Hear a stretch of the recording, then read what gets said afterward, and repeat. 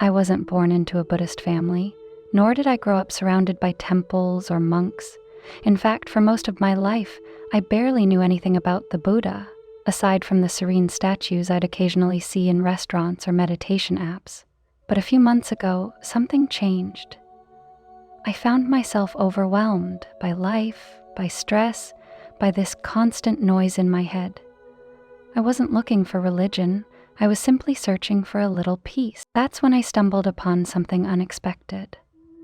A video about the Buddha, not as a god, not as a figure to be worshipped, but as a teacher, a man who looked into the very heart of human suffering and uncovered something timeless.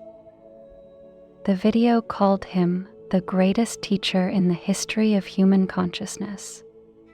It sounded grand, maybe even exaggerated, but something about it pulled me in. Out of curiosity, I decided to learn more, not with the aim to convert or believe blindly, but to understand. What did this man really teach? Why do his words still echo through the world after more than 2,500 years? This is the story of what I found. A journey that began with curiosity and slowly turned into something deeper. A quiet clarity, a sense of peace I didn't think was possible in such a chaotic world. In this video, I want to share with you what I've learned from the Buddha, not from a religious perspective, but from a deeply human one, because sometimes the most ancient wisdom ends up being exactly what we need in the modern world. Part 1. Discovering the man behind the myth. After watching that first video, I couldn't stop thinking about the Buddha, not as a religious figure, but as a human being. I began to wonder, who was he really? What kind of person gives up a life of comfort and power to go sit under a tree and meditate? Why would someone born as a prince choose the life of a wandering monk? So I started reading, at first just out of curiosity, but soon, the more I learned, the more I felt drawn in. Siddhartha Gautama, the man who would become the Buddha, was born into luxury, a prince surrounded by beauty, servants, and every imaginable pleasure. But what struck me most was how carefully his life was controlled. His father, hoping he'd become a great king, shielded him from all signs of suffering. No sickness, no aging, no death, only youth, laughter, and luxury. But of course, the truth always finds a way. One day, Siddhartha left the palace and saw 4 things that changed him forever: an old man, a sick man, a corpse, and finally, a spiritual seeker. For the first time, he realized that no amount of wealth could protect anyone from the reality of life. Aging, illness, and death come for us all. That hit me hard, because even in our modern world with all its comforts, we still run from those same truths. We numb ourselves with entertainment, work, shopping, scrolling. But deep down, we know everything is impermanent, and like Siddhartha, we carry questions we're afraid to face. What's the meaning of this life? Why do we suffer? Is there a way out? Instead of ignoring those questions, Siddhartha chose to pursue them fully. He left his palace, his family, everything. He wandered, he fasted, he searched. For 6 years, he pushed his body and mind to the edge, looking for answers. And finally, under the Bodhi tree, he let go of all striving and awakened. That part of the story captivated me, because it wasn't about miracles or divine intervention. It was about a human being confronting the deepest truths of existence and waking up, and I began to wonder, what if I could learn something from his journey? What if his path wasn't just a story from the past, but a guide for the present, that's when I truly began my own journey, not as a Buddhist, but as a curious mind looking for clarity, peace, and understanding. Part 2. What makes the Buddha so remarkable? As I began diving deeper into the Buddha's life and teachings, I expected to find a religious doctrine, rituals, commandments, maybe a list of do's and don'ts. Instead, I found something entirely different. The Buddha wasn't interested in controlling people, converting them, or creating a system of belief. He wasn't asking for blind faith. In fact, he consistently told his followers, "Don't believe anything just because I said it. Try it, experience it, and see for yourself." That alone struck me. Here was a spiritual teacher encouraging doubt, questioning, and personal discovery. He didn't want followers.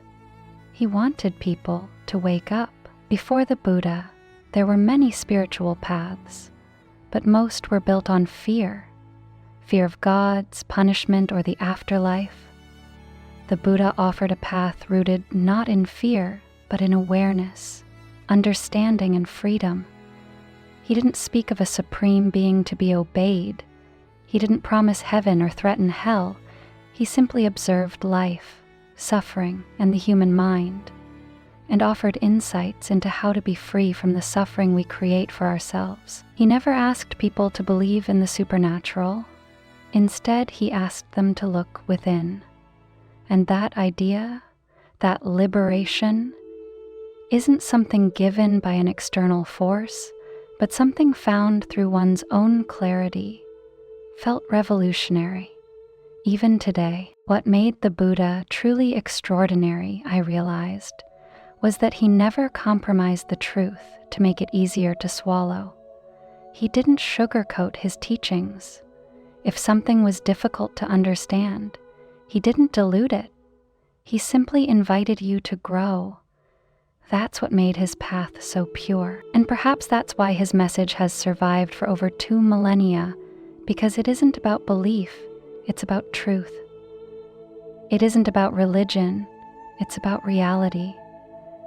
The Buddha wasn't here to be worshipped. He was here to show the way. In discovering that, I felt like I was finally beginning to understand why so many call him the greatest teacher in the history of human consciousness. Part 3. Emptiness, Ego, and the Real Meaning of Nirvana. One of the first concepts that challenged me deeply was the Buddha's teaching on emptiness, or sunyata, and the idea of no self, anatta. At first glance, it sounded bleak. Emptiness? No self? Wasn't spiritual practice supposed to make you feel full, whole, empowered? But as I kept reading and reflecting, something unexpected happened. I began to realize that what the Buddha meant by emptiness wasn't about being hollow or numb. It wasn't negative at all. In fact, it was the most liberating idea I had ever encountered. The Buddha taught that most of our suffering comes from the belief in a solid, unchanging I. We cling to our identities, our achievements, our status, our roles, believing that these things define us. But when any of them is threatened or taken away, we suffer. We panic. We feel like we're losing ourselves. What the Buddha realized is that this self is an illusion. It's a story, a collection of memories, habits, and desires. And we suffer because we cling to this story so tightly. Emptiness, then, isn't a void. It's a freedom from illusion. It's the space that opens up when you stop clinging to what you're not. Imagine a room cluttered with old furniture. You think it's full, but in reality it's suffocating. Once you remove all the unnecessary stuff, what remains? Space, air, light, possibility. That is emptiness. And nirvana, so often misunderstood as a kind of heavenly place, is not a destination. It's simply the space within you, uncovered. It's the silence that's always been there, waiting beneath the noise. Nirvana is what remains when the fires of desire, fear, and ego burn out. It's not a dramatic explosion, it's a deep stillness, a quiet realization that you are already whole when you stop pretending to be something else. The Buddha didn't offer this as an abstract theory. He invited each of us to experience it, to sit, breathe, observe, and begin peeling away the layers of illusion. And as I began to do that, even in small ways, I started noticing something strange. I was no longer so shaken by criticism. I didn't feel the need to prove myself all the time. I wasn't so tangled in future anxieties or past regrets. There was space inside me now. And in that space, for the first time in a long time, I could breathe. Part 4. Meditation as a way of living. Discovering Vipassana. As I explored more of the Buddha's teachings, I kept coming across one recurring theme: awareness. Over and over again, the message was clear. Freedom doesn't come from belief, rituals, or self-denial. It comes from being fully aware. And the tool that the Buddha offered to cultivate that awareness was meditation, but not meditation as I used to think of it. Before, I thought meditation was something you did for 10 minutes a day with your eyes closed, maybe listening to soft music or a guided voice, something separate from real life. But the Buddha introduced something radically different: Vipassana, or insight meditation. Vipassana isn't about escaping the world, it's about entering it with your eyes wide open. The practice is beautifully simple, yet deeply transformative. Just observe. First, observe the body, your breath, your steps, your movements. Then observe your thoughts without judgment. Then your emotions, anger, sadness, joy, fear. Let them rise and fall like waves, and simply watch. The Buddha said, just as muddy water becomes clear when left undisturbed, the mind becomes clear when we stop interfering. That line changed everything for me. I realized that meditation wasn't a break from life. It was a way to meet life directly. Every moment became an opportunity to practice. Walking to work, washing dishes, listening to someone speak. I wasn't trying to stop my thoughts or force stillness.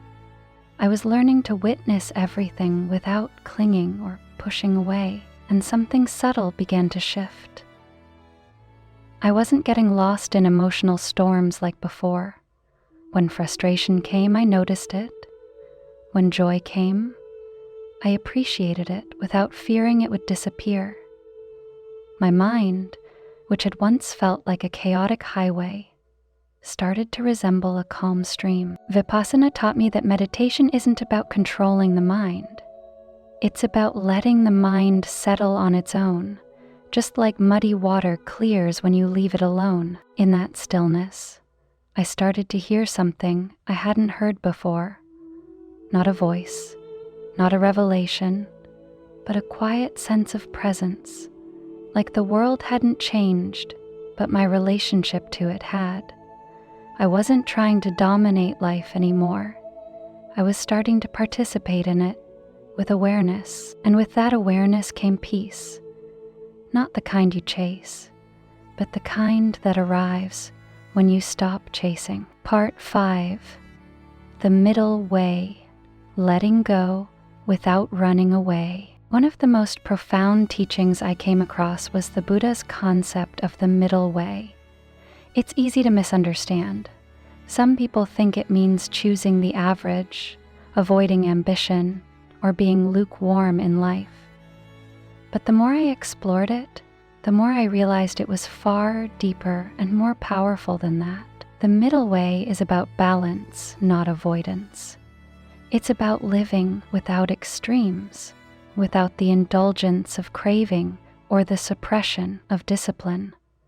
The Buddha himself discovered it after years of trying both ends, first living in luxury as a prince, then nearly starving himself through extreme austerity. Neither worked. Both led to suffering.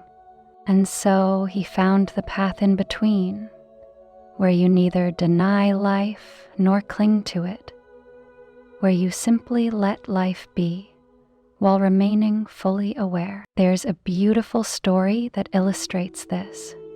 One day, the Buddha asked his disciple Ananda to fetch water from a stream, but 2 carts had just passed through, stirring up the mud and leaves, making the water dirty. Ananda thought it was no longer usable and returned empty-handed, but the Buddha gently asked him to go back again. This time, Ananda sat by the stream and waited. He didn't interfere. He didn't try to scoop out the mud, and slowly the water settled on its own, becoming clear again.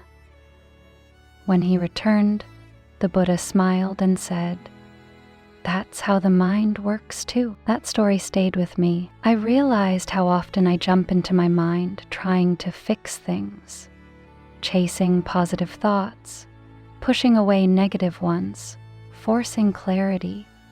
But all that effort only stirs up more mud. The more I try to clean it, the messier it gets.